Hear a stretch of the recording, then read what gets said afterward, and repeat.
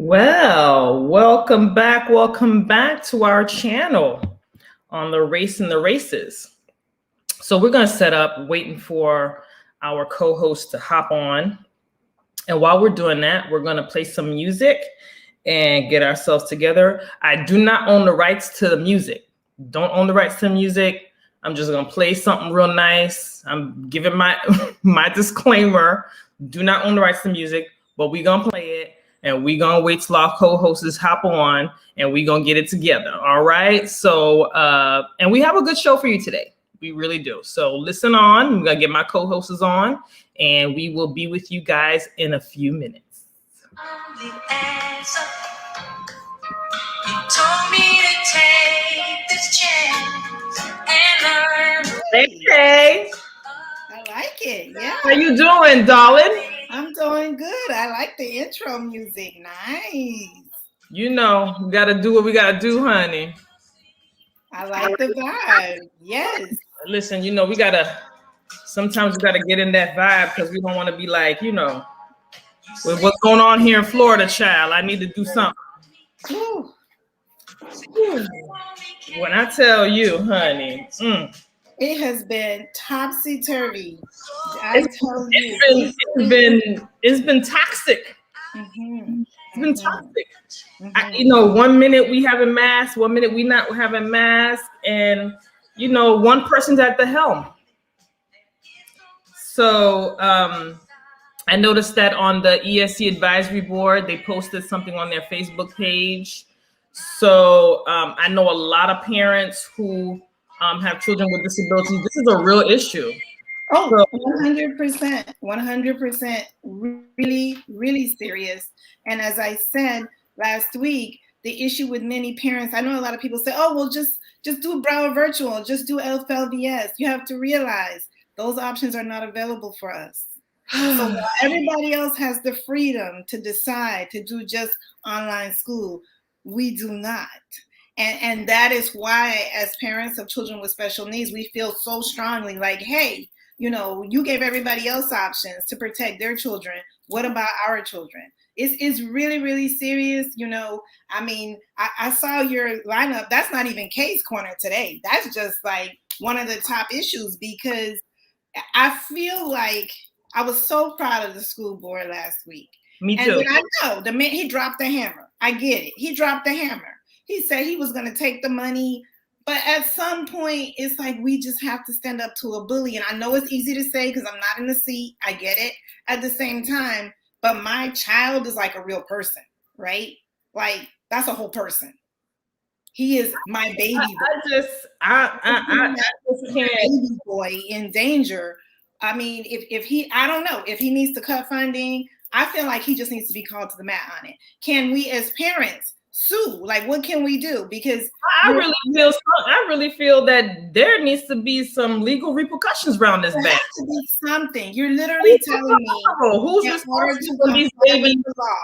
I have to put my child in danger. That's. I just want to know who's responsible. God forbid that these babies die. Who are Somebody's gonna get sick.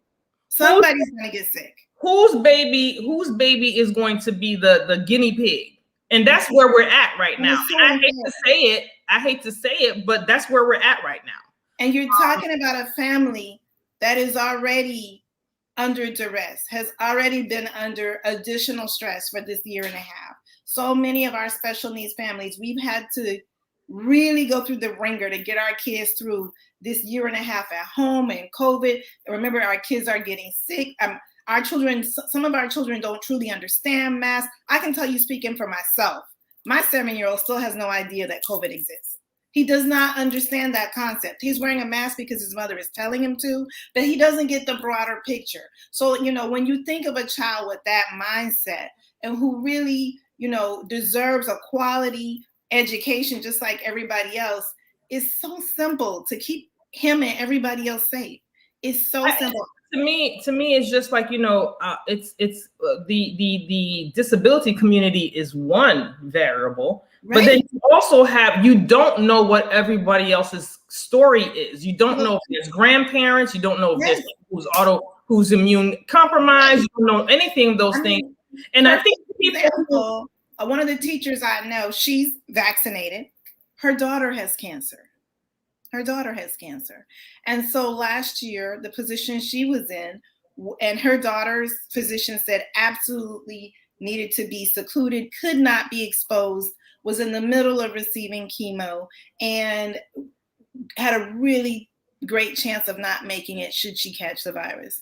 This teacher was put in the position of having to take a leave, an unpaid leave, to save her daughter's life. And she did it. And you know, you have kids, I have kids. That's a no-brainer. We're going to do that. But we don't have to make that choice anymore. We could just all wear masks. And I had put a post on, I think one of the Sun Sentinels posted something, and Sun Sentinel child has been on the Satan's behind for the last 2-3 days. Like, they just been on his behind, which I was like, I put a post, I said, Sun Sentinel, like, y'all been on him for like 2-3 days. All I got to say is congratulations. So one of the things that I said in the post, I was like, wearing a mask doesn't require any physical exertion. Like, no heavy lifting, doing 6 feet distance doesn't require you to pick up something and put it somewhere else. It just requires you to be stationary and be away from someone if you have to. To me, it boggles my mind with the people who are pushing the narrative that your child shouldn't have to wear a mask and your kid needs to breathe. Here's my synopsis on that. Here's this. You put your baby in a car seat, you strap your baby in a car seat or whatever, because it's mandated and is law. You get a driver's license because it's mandated and is law. You have to provide food, shelter, transportation for your children because it's mandated and it's law. Why is it that to make masks a mandate all of a sudden is child abuse? I'm confused, because if that's the case, we need to protest the car seat, we need to protest the seat belt, we need to protest why I got to feed these people every day. Why do they need to eat every 3 hours? Why am I paying for school supply? Why can't they just get up by themselves? Why do I have to bathe them? Why do they need to live with me? Why do I gotta take them? So you mean like we're gonna go ahead and start like just protesting all of that? And 2 things. So keep in mind, number 1, this is not something new. We did this. I went back to work in October, November. I've already worn a mask for almost a whole year, or a face shield. And people had different devices. Some people had masks, some people had face shields, some people had both. And so that's already happened. Students have already come to school wearing a mask every day. Now, not everybody did, but those who came to school wearing a mask every day. We know it works. We had instances of very small outbreaks, even in my school. It was we figured out who it was. It was contained. The individuals affected were told to stay at home for the designated time, and we kept it moving. We have shown that wearing masks works in schools. We can function. It doesn't prevent every outbreak, but it was really, really minor. For example, one of my students got COVID, but wore a mask in school every day. And at that time was 6 feet away. Now, I know we're not doing 6 feet this year coming forward, but we are doing masks. When the principal came in and said, did you guys follow COVID guidelines? Absolutely yes. Did everybody use hand sanitizer? Absolutely yes. Wipe down the desk? Absolutely yes. Did he have on a mask at all times? Absolutely yes. Guess what? Nobody else in the room got COVID from him. And so it's so simple. It's that easy. We know it works. Why not just do it? Don't know. Now, I do have an up-to-date right now minute update address on the school board. So as of this second, it could change while we're on air, but as of right now, the quote is, and I'm getting this from the Broward ESC Advisories page. This was shared only just an hour ago, so many of you may not know, but she says, BCPS has issued a statement, and I quote, in light of the governor's executive order, the district is now awaiting further guidance before rendering a decision on the mask mandate for the upcoming school year. At this time, the district's face covering policy, which right now requires the use of masks in districts, schools, and all facilities, remains in place. So let me just repeat. We've now gone back to currently The face covering policy, meaning you have to wear a mask in all schools and district facilities, remains in place. The BCPS mask mandate will be discussed again at a special board meeting on Tuesday, August 10th. So I encourage you all. We're back to masks. And I think there is an email address there, Kate, if you can read it out. Yes, and I want to share that. Yes, please. If you would put that out, and I know you are able to share it on Facebook and stuff. So I'm going to copy and paste that into the comments here. Yep, perfect. I encourage parents to please send emails. Those who are concerned about their children's health and safety, please send an email to that email that Kay will be putting in the chat in a few moments, and email the school board and let them know, listen, by constitutional law in Florida, you have a right to make a mandate. Okay, he don't get to supersede that and hold and dangle money in your face. So he can basically holding y'all fiscally hostage. Okay, so that's not gonna work. And is that, I mean, I hope Sandra is able to make it on, because is that actually legal? My concern is that is the reason we have this amazing democracy is about balance of power. Sure. Our school board has the right to make mandates, policies. Constitutionally, they do. Yes, to run the school board. I don't think it's legal for the governor to now, on the back end, go back and change the terms of funding and say, if you don't do what I say about A, I'm going to take your money from B.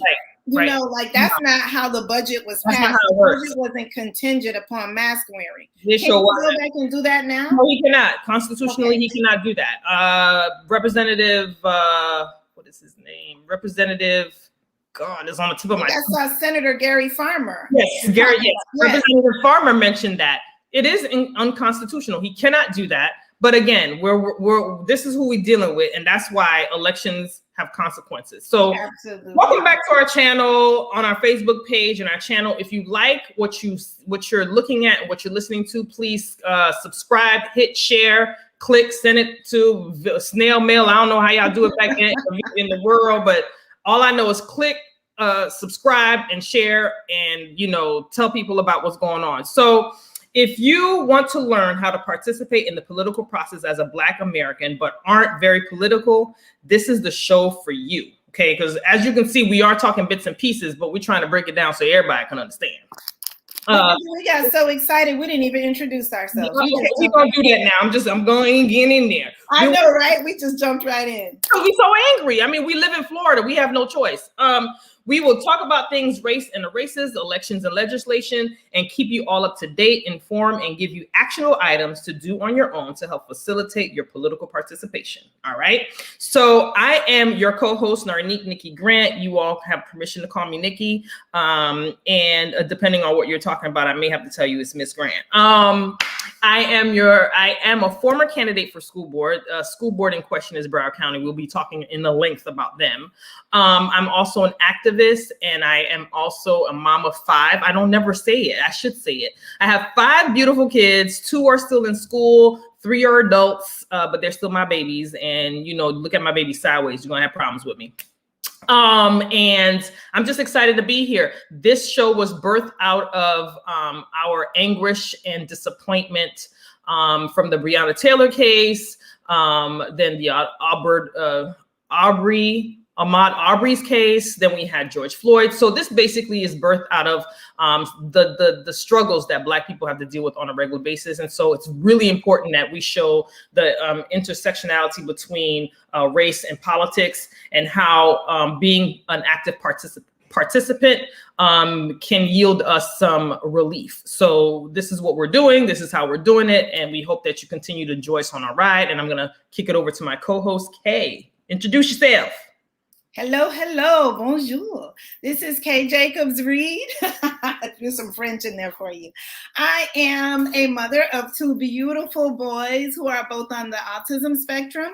I am also an educator, and I am an advocate for students with special needs. I do a lot in the political community. As Nikki says, we met as I'm the president of a Democratic club, and she was an amazing candidate. So I was so happy to meet. And I still do a lot of that on the side. You can check me out on Facebook. I'm on Instagram, and I have a lot of pages dealing with different things. So if you want information about the disability community, check me out on the Respect page. If you want information about the Democratic Club, check me out on Miramar Democratic Club.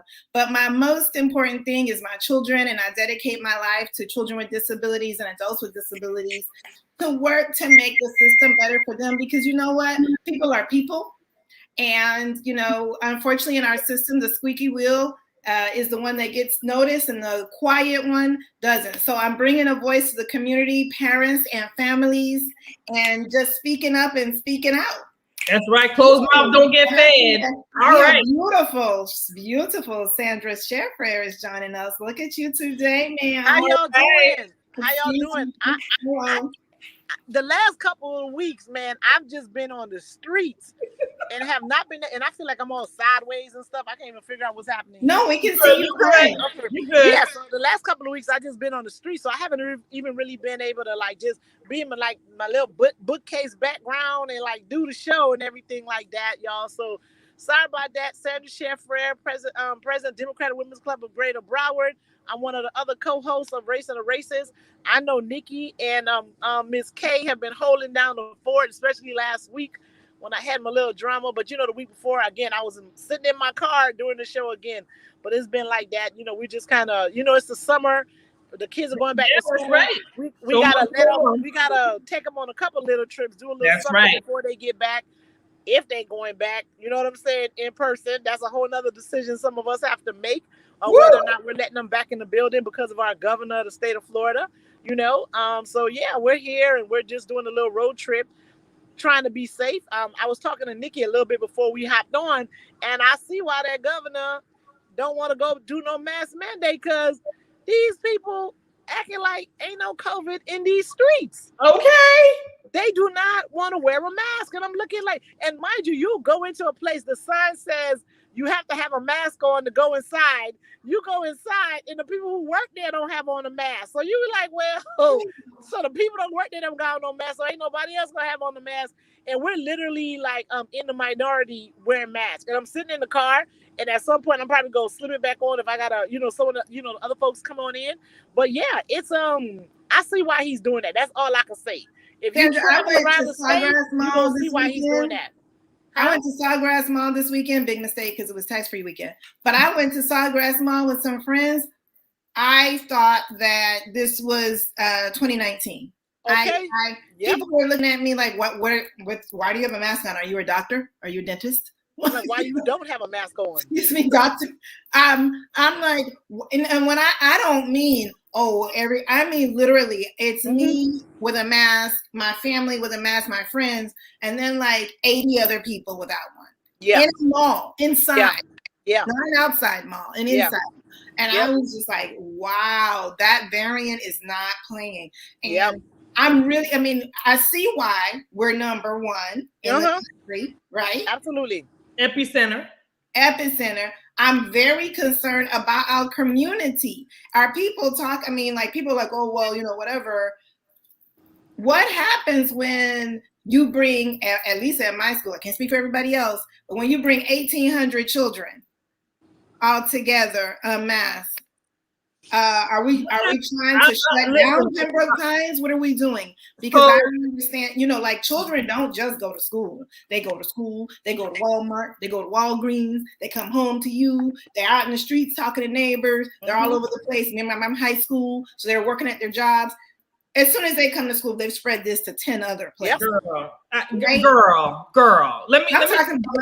concerned for the community. Let me break down some information for y'all. So we're going to start with, we're just going to go ahead and start with DeSatan. Okay. So DeSatan, and for though, I guess I need to be, take out my colloquial, I'll tell you who he really is. DeSantis, but I call him DeSatan. Okay. And other people call him Death Santis, but DeSatan is what fits for me. So Dr. Jason Salimi, and I hate this word. I'm going to try to say it, but he is an epidemiologist. You got it. Okay, great. All right.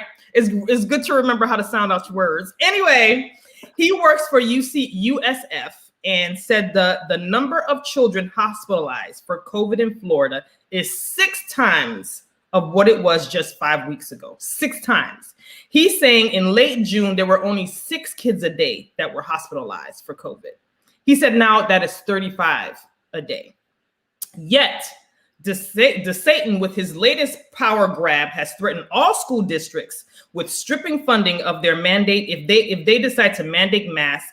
Broward County Public Schools, where we're located, has since changed their position and has rescinded the mask mandate. However, Kay just mentioned that they now have flipped back over and stated that they have it sounds like they've reinstated what they originally Well, kind of. What they're saying now is they're not covering when school starts. They're saying as of right now, standing, you have to wear a mask on campus or any school board facility. Now, what they'll be deciding on the 10th is what we're going to do when school starts, because, teachers go back on the 11th. So they sort of said, we're going to keep status quo, which has always been wear your mask. And on the 10th, we're going to decide what really happens for staff and the employees coming back into the buildings. Right. So, Sandra, Kay and I were discussing because Representative Farmer posted on Twitter. State Senator. Senator Farmer, excuse me. Thank you for the correction. It's important that people understand who these people are because, they're senators and they're representatives in our state. So Senator Farmer stated that constitutionally, the governor cannot do that with local government. Basically saying that they govern themselves like they want whatever parameters and mandates that they've instituted, he can't come and override that. So if the Broward Commission what I understood is could challenge the governor, they would challenge and win, basically. Oh, really? Yeah, yeah. Yeah. So what people need to understand is that Governor DeSantis is nothing but a baby Trump, right? Half the things Trump used to say he was gonna do, he couldn't really do. Well, I mean, I guess he could do it, but they're gonna be litigated and he would lose. But he would say it anyway because that's what he think the people want to hear. Most people don't know no better, and they figure if the governor says it, it's gonna be so. And so that's pretty much what he does. There's no way, like if a county decides, like if he could say, well, I'm not gonna give you no money, they'd be like, okay, we just gonna sue you and you're gonna have to give us the money. And that's pretty much what's gonna happen. So what happens is that some of the counties, they don't want to litigate for them. They're like, oh no, we don't want to litigate the issue, whatever, even though we're gonna win, because again, it costs them money to do it, but the money that they would lose in terms of like the money that he would withhold, it would be worth litigating. What's going to happen when kids go to school and you got half your building sick? You better off litigating than just going ahead and conceding this, because it's not like he could keep the money forever. What he really can do is just make it uncomfortable. And at this point, I'm like, go ahead and be uncomfortable, okay, Broward County? Because what you don't need to do is let kids go back to school without their mask on, particularly since we're such a huge school district, right? We're not talking about 1,800 students. We're talking about 1,800 students in one school, not 1,800 students in the system, right? Yes. Exactly. So litigate that. Let's say, all right, sir, do what you say you're going to do. And then plus, and if I was Broward County, well, why you care what he do? Anyway, you know what I'm saying? Like, he mad he can't win in Broward. That's what his real problem is. You know what I'm saying? And so a lot of things that he's doing, he's attacking the bigger school districts because he typically don't win in those jurisdictions anyway. Because the smaller towns are going to do what they want to do. I'm in I'm in Georgia right now, but we were like in North Florida earlier, and I'm telling them people they not wearing no mask no way. So the fact that he telling them kids don't go to school with no mask on, it don't matter because they weren't wearing their mask anyway. So he's really challenging districts where, the counties where people really are masking up, and those are the bigger jurisdictions in the state. And if I was them, I'd be like, all right, bro, let's go to court. See you there. And my thing is that DeSatan swore to an oath to represent everyone in the state of Florida. Yeah. Not the people up in North Florida, not the people over there on the East Coast or whatever, every single person in Florida. All right. Majority rules, right? And at the end of the day, if you have the president calling you out on TV, telling you, listen, if you're not willing to kind of help people just stay out the way and let the districts do what they need to do to protect their people or whatever, then you're doing something right. And your response is you need to close up the border. That's the best you can do. Listen, first of all, he talking about apples and oranges when he's talking about the border, okay? That closing the border foolishness, that was something that Trump used to use to scare people because it was never really no border issue to the extent that he described it, right? So it was never really that in the first place. So for him, since that's what, his supporters want to hear, he's just saying something that he want to hear because what making people get vaccinated and making people mask got to do with the border. So what you trying to say, it was like the Mexican or the South Americans are the one that's bringing COVID to the United States? There's absolutely nothing that says that. So that's just one of those triggers. He's trying to get people to act like you. Again, he's a baby version of Trump. Is all. So you challenge the president by telling him take care of the borders. So don't come tell you nothing about Florida when borders don't have nothing to do with the raging that we got going on over here. Like I'm confused. Like why are we doing this? Why are we doing this? And I can't use the word confused anymore because one of my friends will always say to me, "No, you ain't confused. You're not confused at all. Okay, there's no confusion. All right, yeah, no, what's going on? Nonsense." And listen, this is why it's important that you have to be involved in the political process, right? Because if everyone was involved in the political process, we wouldn't be dealing with a governor.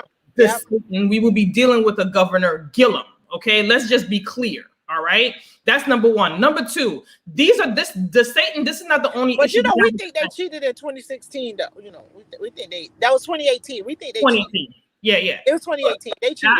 I wouldn't be surprised. Remember there was 2 counties where there was some irregularities in the election results. So and they don't want to say that Broward County was one of them, but the word on the street is that Broward County was one. Because remember the loss was by it was an automatic recount because the percentages were so low, right? Absolutely. So he ain't win, but So my thing is I think that if there was more political participation by our people in terms of what I mean by really focusing into. It shouldn't have been close, and then we'd have correct. It wouldn't have been close.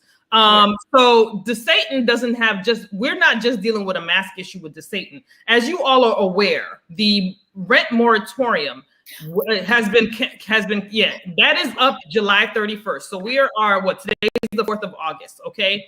My issue is this: the federal government allotted $46.5 billion to all states. Okay, for rent assistance. I'm gonna break this down to you. That part. And let me make it clear, people. For the 6.5 billion, not million. With a B. Okay. And I'm gonna break it down to you. I'm gonna tell you where Florida stands with that. Okay. So, the Satan has also stated he will not renew state evictions ban to replace its PDC moratorium and questions the legality. He has the audacity to question the legality of the recently expired federal ban. He questions it. Okay. And I add to this, Nikki, because I literally just had a conversation with a good friend who's a realtor.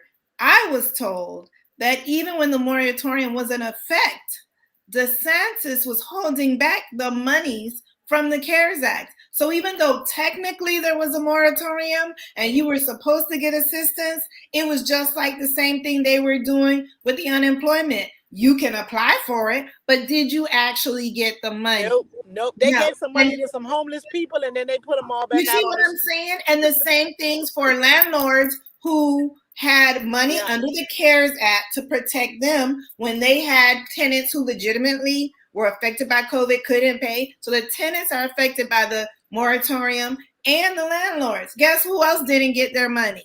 The landlord. Everybody is being screwed in this system. And the federal government has given the money to Florida and has made it accessible. My question is, why are we not taking this money, giving it to the people who really need it?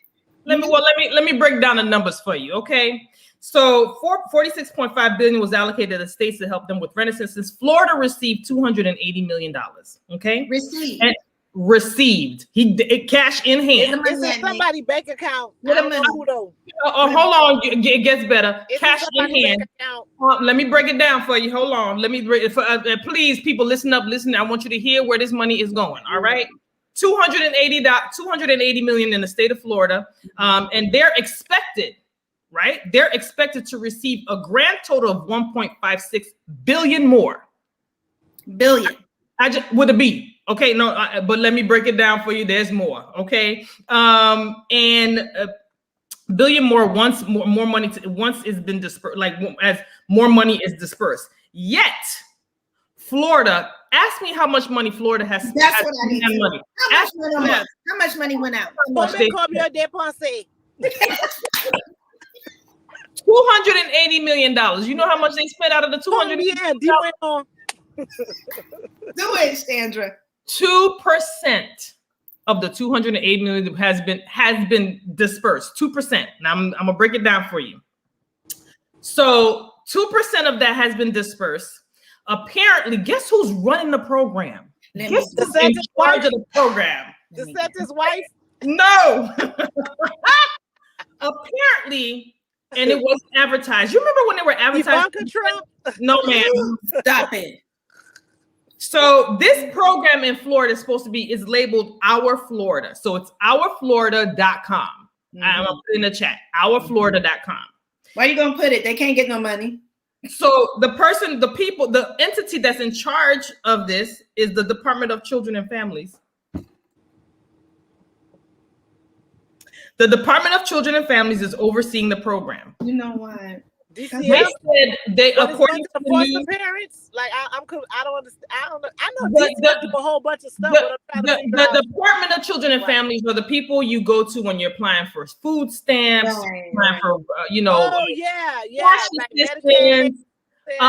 Right. They're in charge of that. Now, mind you, did they get additional staff and funding to handle this? Why would they do that? Because we're in the middle of a mass crisis that was. But it's like, and there's a lot of poor kids with no stuff. Right. Why would they need? No. Because they already had a whole department. They got 280 billion. All they had to do is make everybody go to work, and they could just hook up their computers at the house and they could work from home. No. Because most places are paperless right now. So yeah. So they got 30,000. Got all the information. They've gotten 30,000 applications, and out of the 30,000 applications, they only awarded 4,335. Oh, so I know why they gave it to DCF, because DCF know how to tell no, right? So like, if anybody ever had to apply for any type of benefits, right? DCF. They the king of queens are telling you no. They'll find all kind of reasons why you're not qualified, right?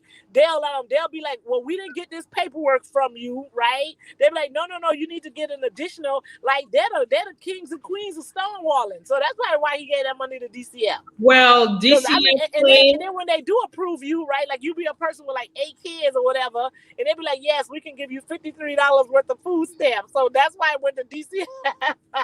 But like, because they're the king and queen of nonsense. But why hasn't the program is called Our Florida. The program apparently has been instituted a while ago. Why wasn't this advertised? I've never heard of it. Yeah. Nobody has. There was no money spent on marketing. So people can get it. Well, all that money they spent on the census, you mean to tell me you couldn't spend this money on marketing and trying to get these people to get this stuff, get this money? You don't want them to have it.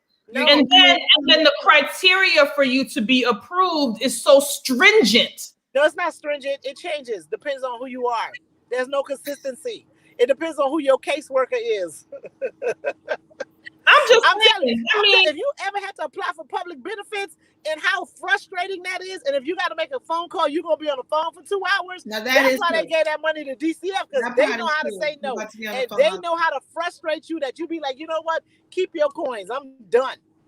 Well, my thing is, like you said, applying to DCF is hard enough. I've had to do it. And that was just regular unemployment, food stamps. Now, how is this same? Like you say, Sandra, I was on the phone for quite a while. Okay, yeah. Process. And they'll hang up on you. You got to call back.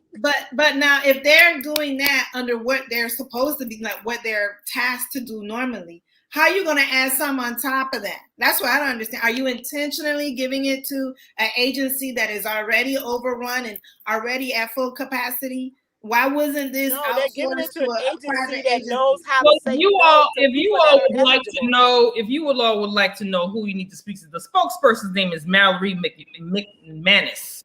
Who? And Mallory McManus. That's her name.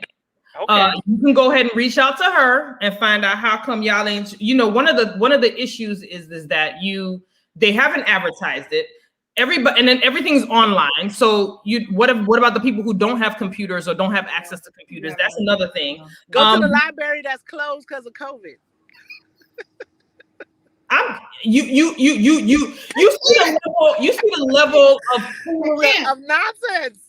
You see the level of foolery? You know what? It's not even funny because there's people out there for real struggling. For real. Like, this is not even made up. This is real people's lives every day. The government would be ashamed of himself. And I'm just talking about just Florida, but other states still doing them type of shenanigans too. Other states have received funds or whatever, and they barely dispersing these funds for rental assistance. And what's the money going toward? That's what I want to know. Where's the it's earning interest. And what we're gonna do with it? I don't know. Well, he gonna find one of his boys to like help him spin it. I mean, this the level allegedly. The level of can the federal government look into this and with oversight or something, can they penalize the state for not distributing funds as intended? Because that's just nonsense.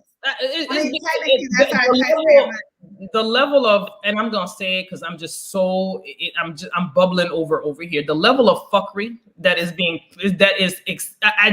I cannot. You have people who 30,000 applications and you've only approved 30,000 applications and climbing, and you've only approved 4,000 of them. What are we doing? Oh, and we have to make sure the integrity of what? What are you talking about? There's people who've been out of work for 15, 18 months and haven't paid a lick of rent. Yep. Can't pay it. Not because they don't want to, because they can't. Pay it with what? This little $8 an hour job that you're talking about, people can't get unemployment, so they can go make sure they get a job because there's lots of jobs out there. Okay, go get your $8 an hour job. It don't pay for rent. That's in South Florida. So this is the governor that won by 0.5 percentage points. This trash human. Okay, so he takes away the unemployment monies. He never took the healthcare money. Never took it. Started with Rick Scott like that. None of them. They never took the money. Because I will need it. Take the healthcare money. Okay, so basically, to hell with y'all. We don't give a damn how y'all going. How y'all living? But that's not our problem. All right. He's basically saying nobody can't be forced to wear masks. So to hell with your babies. To hell with your children. Okay. You don't have to wear a mask, but I'm not gonna give you healthcare. Nope. You see the fuck when you have your long-term lung disease, not our problem either. Can't get no disability, no food, no nothing. No, because we and you might be interested in this, Kay. Because there's prolonged effects of COVID, they're now considering making it a disability where you can get some disability money for it. Y'all know I was just at the ER last week, but your government don't want you to have no health care, girl. So let's move on by. Because he don't care about you. He don't care about you. No, of course he doesn't care about me. No, you're not important. Who are you? You're not important. And the worst is you Democrats. So you doubly not important to him. And I have kids with disabilities. He really don't care. Oh, he really don't want to hear about you. All right. So shut your mouth. Don't say nothing. Okay. Because he don't care about you. All right. So it's okay because soon I'm not gonna be able to breathe no way. So it's fine. I mean, and I'm telling you, we're not being facetious. This is truth. No, this is. You know. Yeah. This is truth. We're not even trying to make it look like it's a joke. This is truth.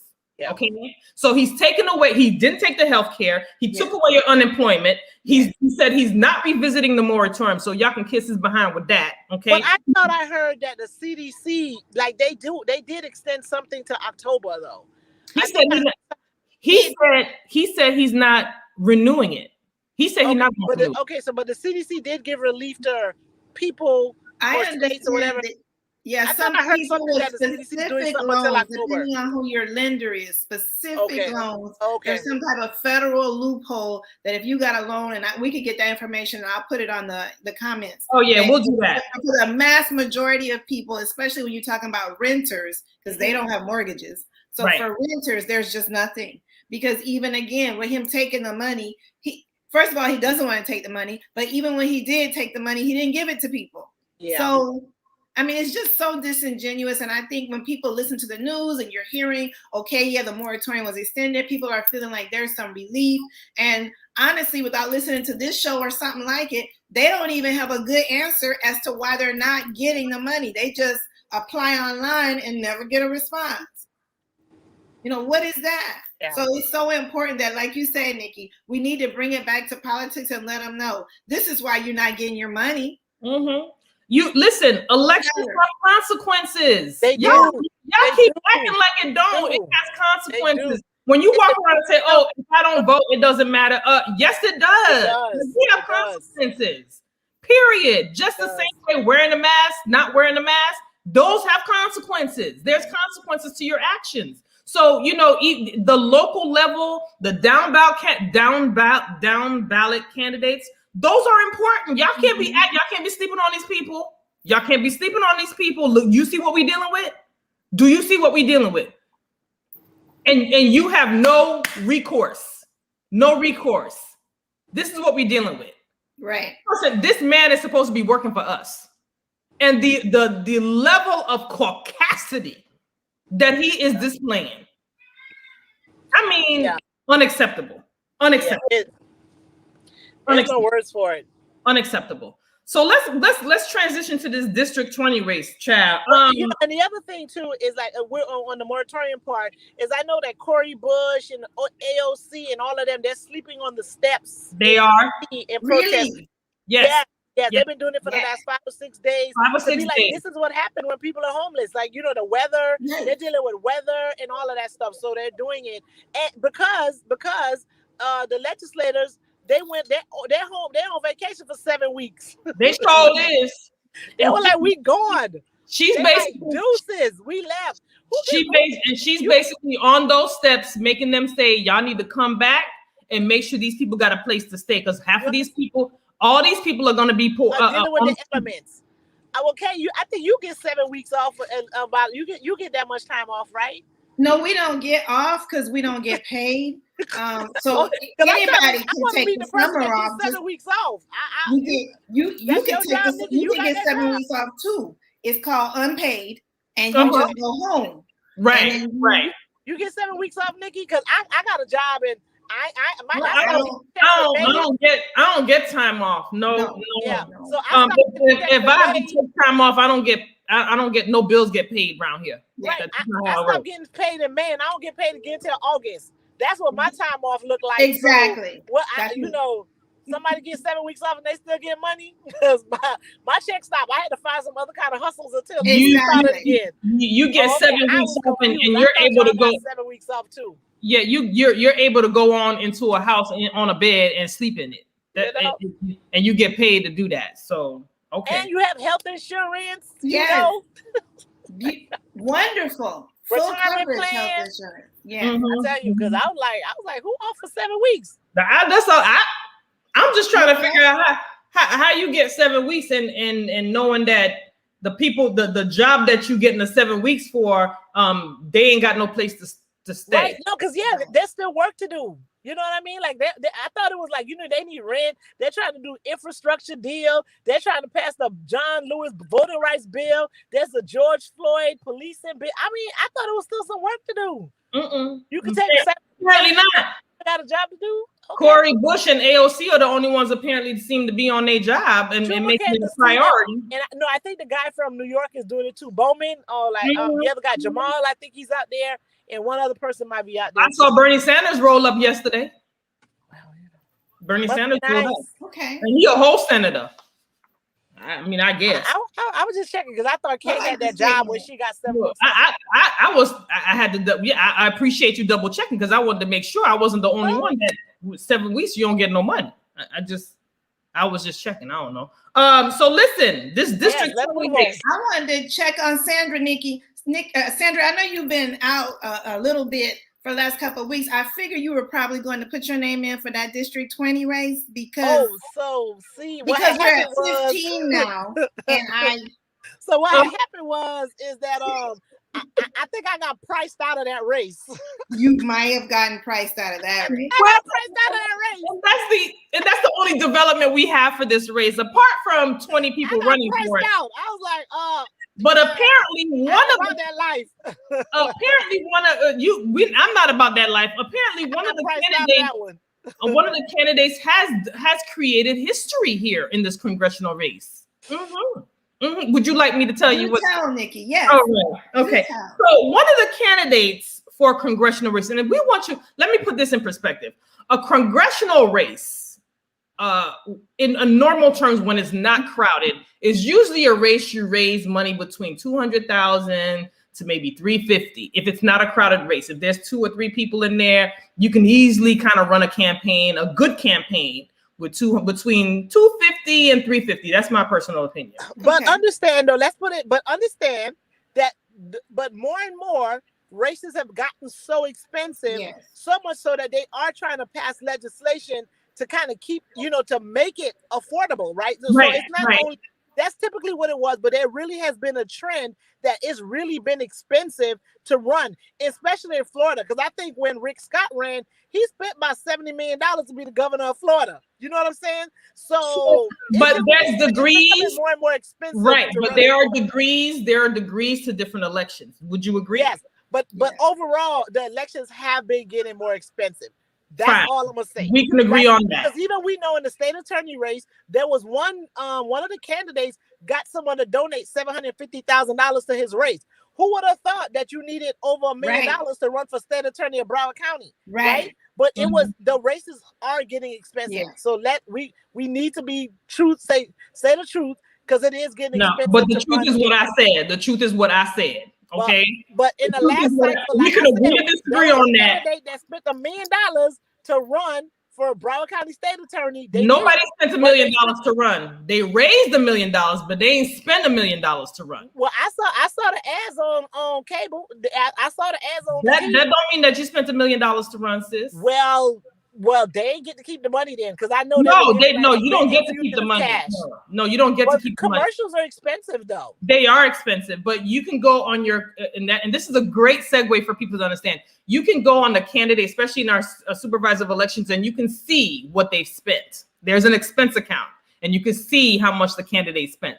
I'm gonna tell you right now. I heard somebody ask for one of the 15 asked for some additional time to file, their financials. And there's another one that just ain't filed nothing. And those are front runners. Well, here's the thing. Here's where we're getting at. Okay. Yes. One of the candidates. The tea, Nikki. Because one candidate got dragged. So I'm trying not to, I want to put it in context so there's no more dragging. I agree. And I agree with that. I'm trying to tell you that I agree with that. It's expensive to run because there was some dragging being done that I think is not fair, because it really is getting expensive to run these races. Right, but it's not as expensive as this candidate. You stuck on that, okay? We're gonna be honest about it. Okay, so one candidate put in of their own money, not money that they got donations from, $2.3 million. One candidate, and that one candidate is outspending all the candidates combined. Okay, so here is the dichotomy of that, right? So while some people will look at it and say, oh, she believes in herself and she's gonna, go with the gusto, and she really wants to be representative of the people. And then other people are like, oh, so you a capitalist, now you want to run and be a socialist? That is what is going on. Okay.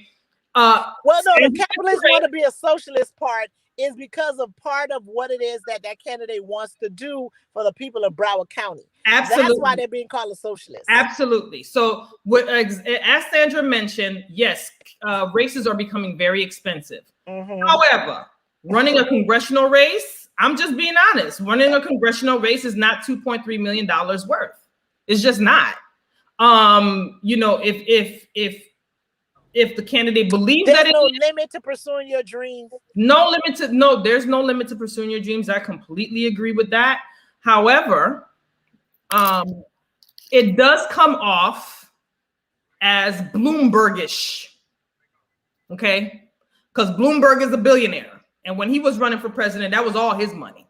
Okay, So it comes off Bloombergish, and when you come off like that, some people get turned off by that. I personally don't care one way or the other. I feel like if you're gonna go after something and you're gonna put your money in it, by all means, go have at it. I'm all about people doing what they need to do. But remember, this person ran twice before, so this person actually, they were willing to run when Elsie was alive. You know what I'm saying? So. And they should definitely get some credit for that, because when other folks were afraid to run against him, she was like, I'm doing it, and she did it twice. Okay. Like so. I mean, that's great. I'm all about candidates running and trying to get to the incumbent and all that other stuff. I just don't think it's $2 million worth. That's just me. I mean, to me, it comes off as, if you're gonna funnel all this money in a congressional race, to me, it doesn't show dedication. It doesn't show like, okay, I'm really putting all my money in here because I really want to represent the people. You can still represent the people and show your vigor and show your passion without spending all this bag of money. Because honestly, my question is, you have all this money. Have you be putting all this money into your community? Did you what did this is for a campaign, but prior to that, how much money have you been spending in your, because I'm looking, that's the type of. Well, that candidate has been doing a lot of stuff though. They did food drives, like, when like the pandemic first hit, they were doing a lot of food drives or whatever. There was a back to school stuff, did a mask giveaway. I know they gave over 2,000 masks to my homeless event that I do and stuff like that. So they were always doing community service. So were the other candidates. They were doing that too. I'm just being honest. I don't have a problem with the candidate. I think that SheTheBomb.com. I really do. I feel like she has tenacity. I feel, and by the way, we're talking about Sheila Sheffers McCormick. Okay. I think that she is dynamic. I think that she knows her stuff. I think that she is a go-getter. I think she's aggressive. I love everything about her. I'm just saying personally, that 2.3 doesn't impress me. It doesn't impress me in the sense that gives me the feeling like, oh, I can go for her and I can trust her to represent the people. That's not what I'm looking for. And I'm not the only person that feels that way. That's all I'm saying.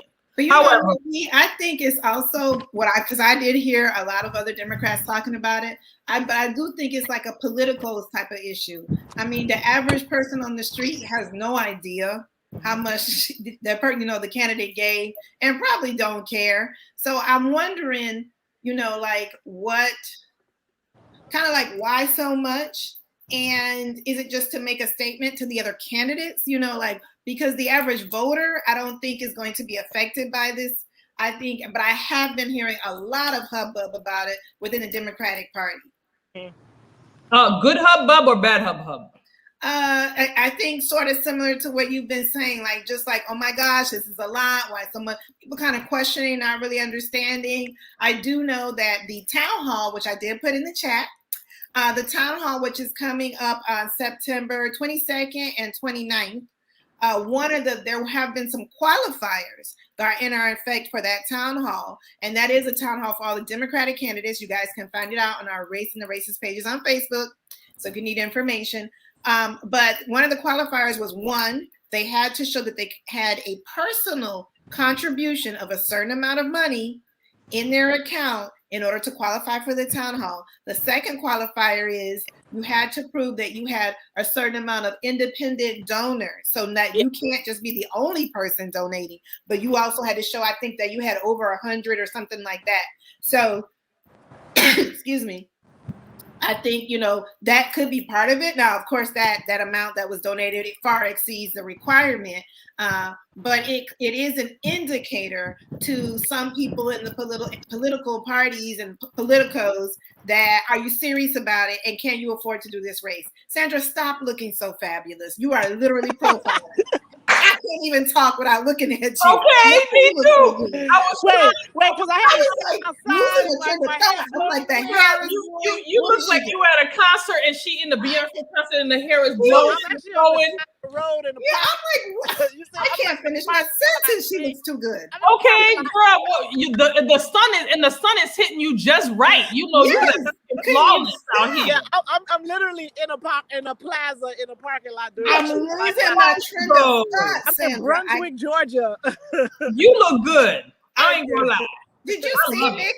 I was talking, the wind hit her hair. I lost my train of thought. And we out here looking like we trying to get myself together. Yeah, no, I'm like in a parking lot. I'm like, yo, we gotta pull over. I gotta do the show. You know, I gotta get myself together. Okay, so I mean, it is an issue, and I do like that they did balance it out. But obviously, it does matter. I guess, you know, especially maybe to big donors. People are looking to see, as far as also maybe some of these organizations that endorse, you know, maybe that's where that's coming in. But I do know for the Democratic Council of Club Presidents Town Hall, you, number one, had to prove that you were able to donate to your own campaign, and two, you were able to get 100 other people to do it. Sandra, I'm gonna stop talking because you're just gonna keep doing that. I'm done. You go ahead. girl, she looks so good. Right. So and you know what? So we first saw, Nikki and I first saw that on Facebook, right? And as soon as I saw it, I was like, yo, Nikki, this gonna go one or two ways. Either people are gonna be like, yep, she believes in herself, or the people gonna be like, well, what she want that job for if she got all that money, right? You know what I mean? And then it's also gonna bring out the predators, right? And people are gonna be like, we gonna help you spend this money, okay? So it was it's one of those things. And I think that the Sun Sentinel actually put the story out again a few days ago, and that's when we saw the dragon. That's why I thought it was important to discuss how expensive it is to start running, right? Because they was like wealthy candidate puts in da-da-da-da-da. Even though the news had already came out, they put it out again. You know what I mean? And so, and there are people who are saying, like, why are you going to spend so much money for a job that only pays $179,000, right? Because some of the candidates, especially the ones that were local state officials, people can understand why they would want that job, because that's going to quadruple their salary if they get it. So they can understand that. But for someone who already is a multimillionaire, they're like, well, what do you want this position for? But to me, it's unfair to ask a Black working woman why, because we have a lot of members of the United States Senate and the United States House that are wealthy individuals. So why is it going to become an issue because we have a Black woman that's wealthy enough to do what all the other folks have been doing? You understand? So to me, it's really disingenuous to make her wealth an issue where most of the people that are elected officials are wealthy. If they don't got money, they daddy and their mama got some. You know, that's how they tend to get those gigs. Or they've always had money. They have, access to power and that type of thing, and they're able to do it. I think a lot of people are taken aback and surprised because we have a sister that's able to do that. That's a great point. That is a great point. It's a great point. A point that I will go ahead and mull over, but it's a great point nonetheless. You know, I really didn't. No, I did think about it, but when you say it out loud, it resonates more. So yeah, that's a great point. Great point. So we wish you luck, Sheila. You out there doing the damn thing, sis. And you are you don't take it personal, because this is constructive criticism. I think it's something that people are thinking, people are talking about, and people may feel the same way. And so it's always good to kind of take that information in and then, work with it however you want to work with it with your campaign. But we do wish you good luck. I do give everybody who's running, I mean, like everybody named Mama, good luck, 20, the lucky 20 for the District 20 race with 20 people running. Good luck to all of y'all. I mean, the good thing is I believe qualifying is up on the 9th and 10th. I want to say if they did signatures, it was due, today's the 3rd. I want to say signatures were due yesterday, and they're paying the 10,000. I want to say that's the 9th or 10th. So hopefully we're going to be, the 20 is it. And then by next week, we'll know who qualified, and then we can go from there. Okay. And we'll see how numbers dwindle down. We'll check that out. So hopefully we'll know by next week. I think we'll probably know, not next week, but the week after, we'll probably have like a better number. And so we'll talk about it then, and then we'll work our way over. So let's talk about Sandra's Caucasity Corner, child. All right. You know, Sandra sent the group a text with the couple in St. Louis that was pointing their guns at the Black Lives Matter protesters. Yes, Sandra. Why don't you tell us? Why don't you tell us what? So what happened was, so those people did. You know, I'm telling you, boy, that privilege is something else. Ain't it though? In a whole bunch of ways, right? So that was that couple that could have stood outside when the Black Lives Matter were protesting on their street. They came outside, held their guns, so much so they became like they went viral, and everybody started to know them, that they actually became Halloween costumes. But that ain't why we talking about them, right? Not that the fact that they were so popular they became Halloween costumes, but you know, they ended up getting arrested, right? But you know, Kim Gardner, which is she's the state attorney equivalent of the state attorney for the city of St. Louis. She had actually done some reform. And if y'all don't know who she is, she was the person when she got elected, her whole office quit, right? She's one of the few progressive like state attorneys that got elected at the same time with like the guy in Philadelphia and all those types of people. And, you know, because they were like all about no cash bail, you know, all those kind of stuff. They're very progressive like state attorneys. So, and that state attorney had passed some legislation. I'm saying all that to say how these people keep benefiting from stuff, right? So, yeah, they had pointed their gun. Those charges typically would have been felonies and all of that type of stuff. But because of the type of reform that Kim Gardner had put in, they were actually only charged with misdemeanors. But we need to remember that both of these folks were lawyers. So they were in a position where they did lose their license because they were convicted and all of that. But the governor, I mean, you know, who's supposed to represent everybody in the state of Missouri, decided that there should be absolutely no punishment for these folks and pardon them. So now they could go back to like whatever life they were living before they got into all this here trouble, right? Mind you, this is the same state where people get shot in the back and, all kind of stuff, or professors, talk about how people, because remember, University of Missouri, they had a thing a couple of years ago where this professor, basically calling folks out of their name and saying, students ain't qualified. They got, that governor had other issues that he really should be dealing with. But he thought, the Halloween costume people, like, they suffered enough and that they deserve no conviction whatsoever. And so now they can try to go back to that life they were living when they were lawyers that didn't pull gun out on people that were exercising their First Amendment rights. So I'll give you a little bit of context. Thank you, Sandra, for breaking that down. So the governor, Mike Parson, is important that you know his name. Mike Parson is the governor of Missouri. Hope y'all understand. Mike, M-I-K-E-P-A-R-S-O-N. You want to send him an email, let them know how outraged you are, please send him something. It's too late now. The deed is done. Doesn't matter, but you know what? He's going to be up for re-election. That's what you need to understand. So if you got people up in St. Louis, okay, you got people up in Missouri. Carolyn Wheeler, tell your cousin. Okay. Your peoples, you got people up there, you better talk to them. All right. So Mark and Patricia McCloskey, that's who they are. They pleaded guilty to misdemeanor assault. In June, they surrendered their weapons. They were originally charged with felonies, though. Yes. The wife was fined $2,000. The husband was fined $750. Now, the judge in the case, David Mason, he asked Mark if he knew that his actions put people at risk, and he responded, "I sure did, Your Honor." And then he said he will do it again. And guess what Mark is doing? Guess what he's doing? Guess what he's doing, Kay? What is he doing? He running for Senate. Yes, he is. He is running for Senate. You said he admitted, though. That's why he needed that part. Maybe not, because they could be criminals and win, so it don't matter. He running for Senate, and this is the same man who said he would do it again, and he's running for Senate. And he's running for Senate in a state that he's supposed to represent everybody.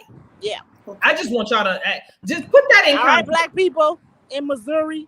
Black people in Missouri, you hear that? That man pulled a gun out on Black Lives Matter protesters, and he said he would do it again. Missouri. And then he said he running for Senate. This is what y'all dealing with. All right, the 45% in Missouri, we need y'all. The caucasity of it all. Yep. the two Americas of it all. Because let's be clear, Yep. if I was on my property and somebody was protesting and they were all white, and I pulled a gun out on them, I would be serving time. If There you wouldn't just be no pulled out a damage gun, from me. period, and nobody was on the street, that's like unlawful That's so display of true. a firearm. That's true. Like what? I just want somebody to make it make sense. They're No, not it's gonna be not able possible. No, can't do that. You just need to make it make sense for me. Mm-mm. to. It will not I be. pull out a gun on you, I aim it at you, and I get a pardon from the governor. Yep. And I'm running for office. Oh, Yep. so that's what we're doing. Okay. That's the two Americas, ladies and gentlemen. That is the caucasity. Okay. I'm just saying, what was that thing you text me, Sandra? You said that black people just can't be black. They just can't be black people. Yeah.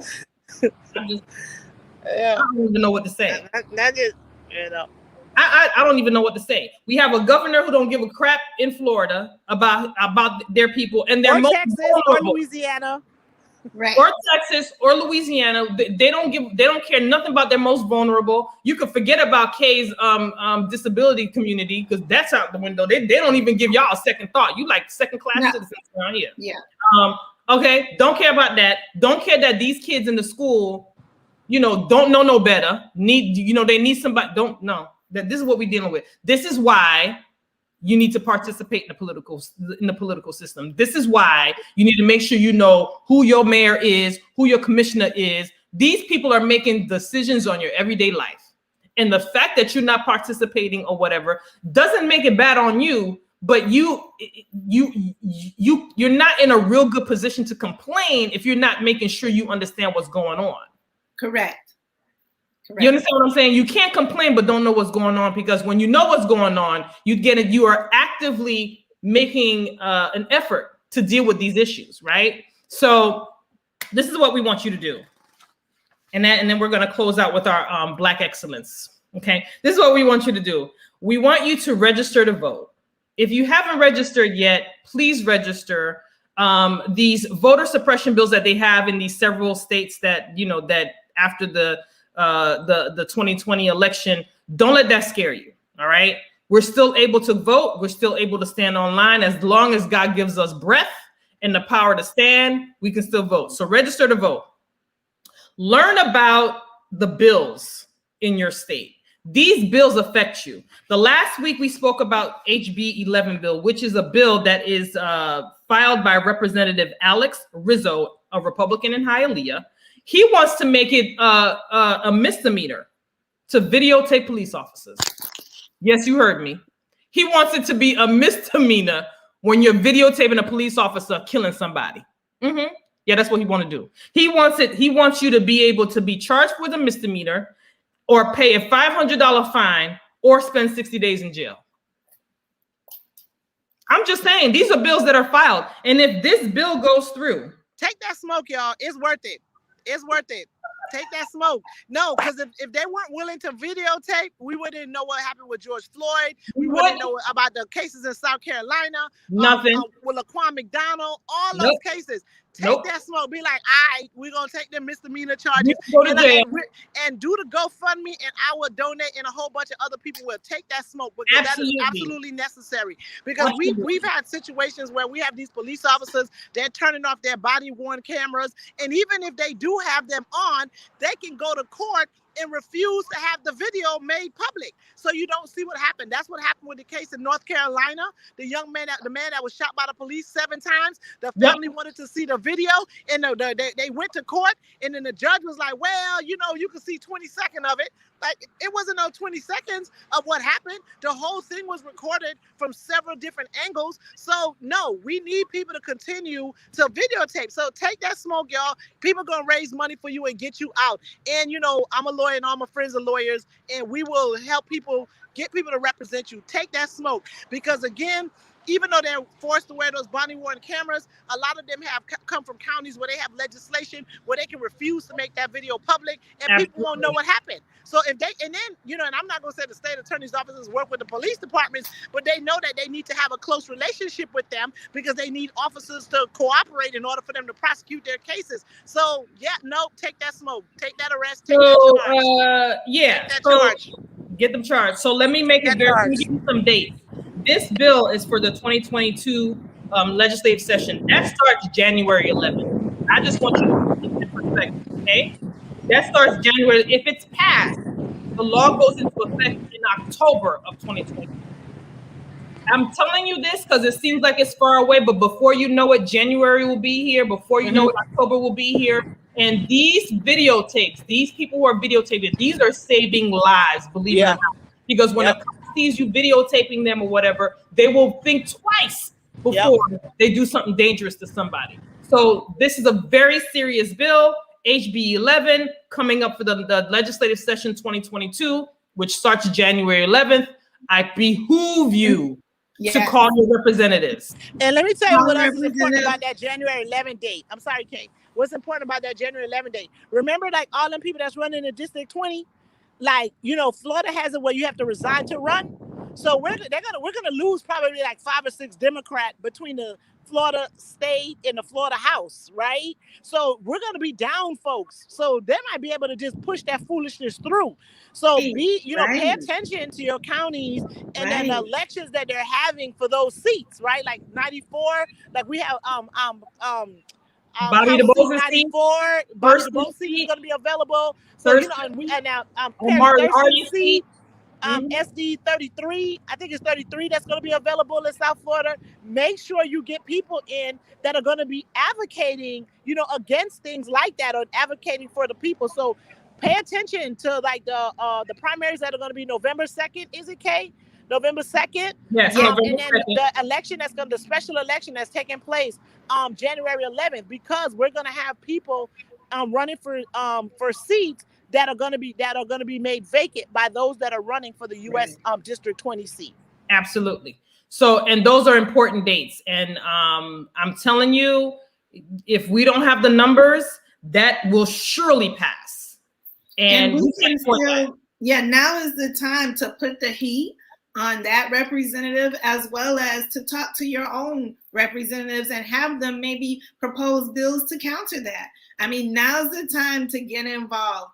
I actually just signed up for a town hall on August 21st, and I believe there's a town hall coming up in Miramar. I just put it on Facebook. I probably should know since I put it on Facebook, but I want to say it's this week. I want to say it's the end of this week. Check the Miramar Democratic Club page. But now is the time to be talking to your legislators. If this is a concern for you, if you feel as passionate as we do, you need to show up at these meetings and let them know that. Show up. Put it on Twitter, put it on Instagram. Now is the time to say, hey, this is not okay. We need to make sure that this doesn't go through, and we need to make sure that we let the people know who are submitting bad bills, hey, we see you, and let our representatives know what can we do right now to put a stop to this, and what can we do right now to do something about that raggedy protest bill. We need to be putting something out there to get rid of that nonsense too. Child, that raggedy protest bill was put to the test and it failed miserably. Thank you. Anyways, what about Black excellence? I love this new part that you're putting in the show, Nikki. Yes. All right, we got a new corner girl, y'all. Listen, I was thinking, and I joined us on the corner. I'm telling you, I sent a message to the ladies, and I was like, listen, let's always end on a high note with Black excellence. I'm all about, us or whatever, So the story that I'm going to show for Black excellence is about a father who ran into a burning building to grab his babies. Okay, a Black man, didn't care about himself. I'm thinking any parent would do it, but listen, when it's a Black man who is involved in his children's lives and making it a point that he had to go get his babies, I want to highlight him. The video does show him hurt, but it's not to the point where you don't feel uncomfortable looking at him. But I want you to hear his story. I want you to hear his heart. Ignore the reporter in the background. You know how they try to make it look like, oh, he did, the sensationalism, but just know his heart and what he needed to do. And I just wanted to be an opportunity to share it, because every day, every time we have our show, I will make sure that we share something great for us. So it's important that we get an opportunity. In the meantime, in between time, I want to make sure that you all understand that we want you to learn about your bills, learn who your local representatives are, what they stand for, reach out to your reps, understand the voting process. Sometimes it looks like it might be cumbersome sometimes on the supervisor of elections page, but it's always good to kind of peruse it every so often. Scott's doing a great job, y'all. Yes, he is. Impressed. Yes, he is. 100. He's keeping it. Yes. He's amazing. Yes. Yeah, he's doing a great job, and he's trying to keep the website as you can grasp information as quickly as possible. So, don't sleep on that website. Go on there, learn about what's going on, learn about the new laws that they put through, so you'll understand the process as we get closer to the November primaries. Talk to community leaders, right? There's a lot of community leaders that you may think that you don't know, but you do know. Speak to them. Especially those who knows what's the ins and outs of what's going on politically, right? Follow pages like ours. There's a whole bunch of other people talking about what we're talking about, the same things. Their format may be different, but we're one and the same. And, keep yourself updated in what's going on and stay informed. I can't stress this enough, how important it is to stay informed and watch and learn, because as I've mentioned, being part of the process is really, really important. And don't let nobody tell you any different. All right, so I'm gonna get this on. Kay, can you see it? Yes, I can see it. All right, I'm gonna put this on in a minute. That's him and his babies. We're gonna start here. Oh, wait. At the house, I see my mom and my niece. Here we go. The house was engulfed in smoke. I seen at the house, I see my mom and my niece were standing at the door, and they were frantic. They were frantic not just because the house was on fire, but Ray Lucas says he knew his twin 18-month-old girls, Milan and Malaysia, were still inside, asleep in the basement. Every second, a matter of life and death. I just knew I had to get my babies out. That's what went through my mind. Ray tells us he rushed into their East Point home, where he, his girlfriend Cheyenne, his niece, and mom were all staying, before it was burned so badly they can no longer live here. You really couldn't see your hand in front of your face. It was I really only found my babies just due to my memory, just knowing where they were and knowing how to get to them, just from having that same route. Both sweet little girls thankfully made it out, but spent time in the ICU. Malaysia left with severe burns. She's out of the hospital and can be with her mom, Cheyenne, father, Ray, and twin sister, Milan, who suffered some smoke inhalation and second-degree burns. Ray's injuries, as you can see, very bad. I was temporarily blind for 3 days, but they said it was a miracle that I can see. I got burns on my arms, my babies. They have burns too, but for the most part, everybody's still here. Ray can't work right now because of all this. And he tells us besides his family losing their home, a number of their possessions are gone and the medical bills continue to mount. They've set up a GoFundMe to help. If anybody, can, support, that'd be great. So I have taken the liberty of putting that on the chat. I did it earlier, but I'm going to repost it again, and I'm going to show it on our page right now, so you all can see. As you know, we're taping this, so you can go back at the end and always see it. But I'm going to post it one more time, so that you people can see. Where you can donate. I've already donated some money towards this beautiful family. It's important that we show stories like this, and then we will kind of gradually show other excellence. But we're out here. and we still love each other. We still, whatever the narrative they have out there about Black people, we are human beings. We love our families hard. We take care of our families. We may not do it the way that the majority does it, but we do it, and we do it in love and passion. And to see a man walk in there, didn't care if he was going to live or die to get his babies, I think it's important for us to see. And those beautiful babies deserve us as a village to step in. So please, if you have the time and if you have the money, any little bit counts. Please donate to this family. They've lost everything. They still have life, but they've lost a lot. Can't hear you. Unmute yourself. Go ahead. We still can't hear you. Nope. You're muted.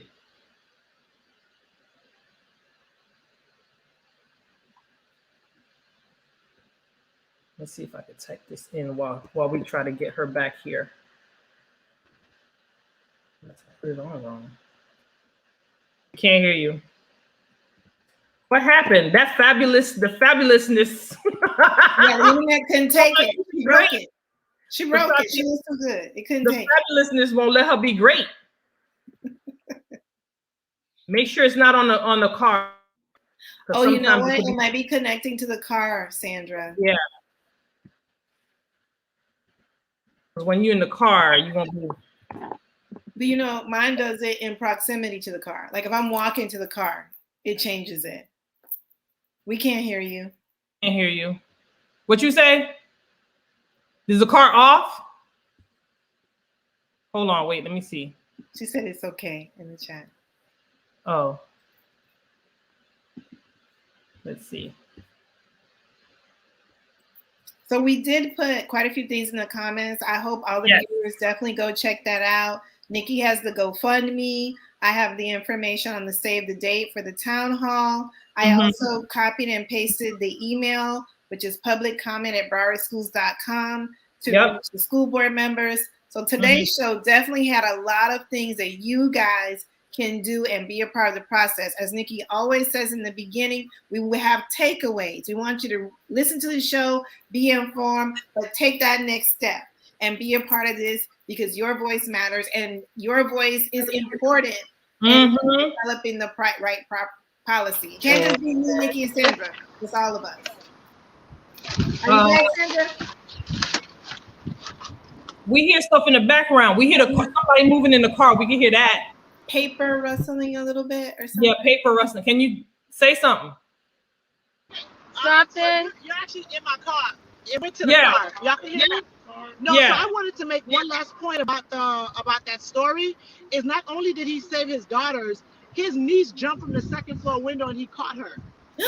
So, yeah. I forgot about that. So it wasn't only his daughters, but his niece was in the house and he couldn't get in. He was looking for her through the windows and he saw her. She was at the window when he went around the house and he told her to jump and he caught her and got her out of the house. That. He sure did. I forgot about that. So he's all around hero. Yes, all around hero. We get so much negativity in the media about our Black men, and it's so beautiful to see a story of who we know Black men to be. Absolutely. And so, I'm glad to see it out there, and I hope all the viewers do what they can to provide any little bit of support. You can't donate money, just put a kind word out there on Instagram, Facebook, on the pages. If you can afford, please do donate because this family does need your help. Absolutely. And I just flashed the ourflorida.com for rental assistance. Thank you. If you need rental assistance, that $280 million is sitting there. So y'all gonna go ahead and fill out your applications, okay? Go and get that money because it's yours. And if you can GoFundMe, go to this GoFundMe /4, the number 4, the small letter C, number 27, small letter C, number 60, small letter A, and please donate to this wonderful family. So my final words is the Delta variant out here raging like ain't nobody it ain't got no business, like it's out to get everybody and your babies too. Please, please, please forget what the Satan is saying. Wear your mask, wash your hands, and social distance. Make your babies wear their mask. Make your babies wash their hands, and social distance. Get them into the groove now before school starts because you are your child's best advocate. So make sure you do what's right for your kid. Forget what he's talking about. And if you have friends and neighbors who don't want to do it, persuade them by talking to them. No need to be mean or crazy. Just say, hey, listen, I respect your decision, but I would appreciate it if you can just do me this favor, do me this solid, whatever, however you need to talk to them, so we can get this virus under control. If the state governor refuses to do it, it's up to us to do it. So that's my final word. My final word is parents. Oops. Sandra, you want to go ahead? Because I know it might. Sandra? No, go ahead. Because we're almost done, right? Yeah. Go ahead. What happened? It ain't in the car no more? Y'all can hear me? I can hear you now.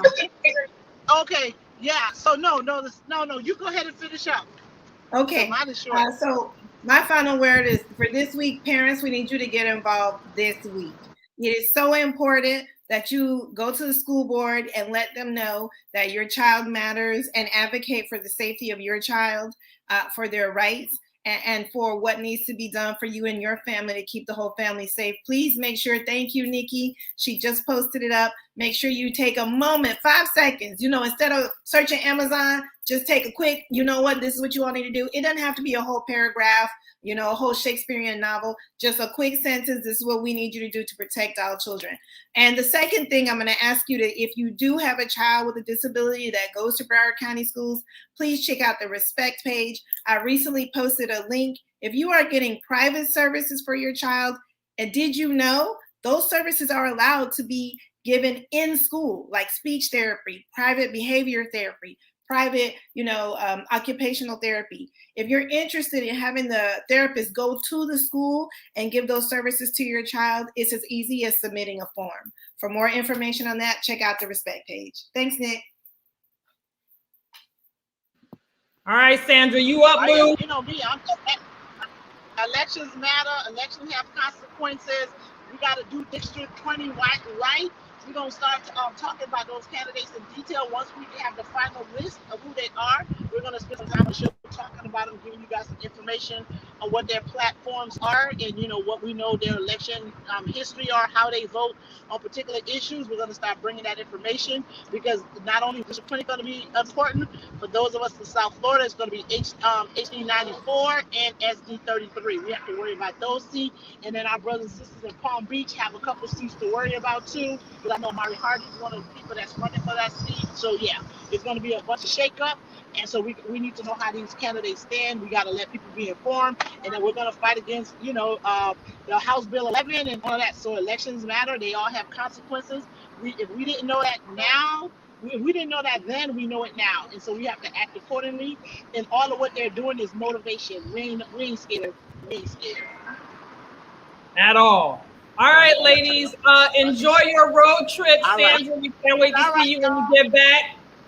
Give my babies big kiss for me and protect my babies. I'm bubble wrap them babies, okay? Don't let them people breathe on my babies now. Don't let them do it.